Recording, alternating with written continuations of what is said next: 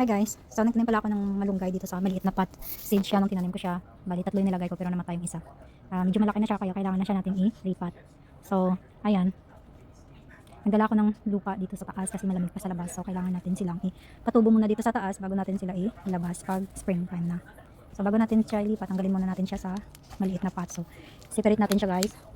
So, make sure natin na hindi siya ma-disturb yung kanyang gut. Kaya, separate lang natin siya. Huwag natin tanggalan ng lupa para hindi natin ma-disturb yung ugat. So, ayan. Saka, set aside lang muna natin siya. Kunin natin yung lupa or yung bagong pot. So, ayan, may lupa na ako. Tanggalan muna natin para malaman natin kung gaano karaming lupa yung kailangan natin. Since malaki yung unahin natin, so, tanggalan muna natin.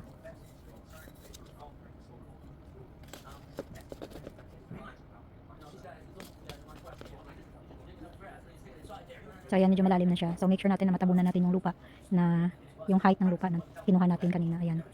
Kasi medyo malaki na siya kaya kailangan niya ng more soil. So, ayan.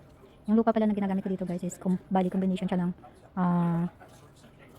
tinatawag namin ito na modo. So, bali dumi siya ng hayop at saka mga yung parang nilagarian ng mga kahoy yung ganun. Tsaka lupa. Para ano siya, ma-nutrient siya. Tsaka hindi din siya basa. Basa na basa.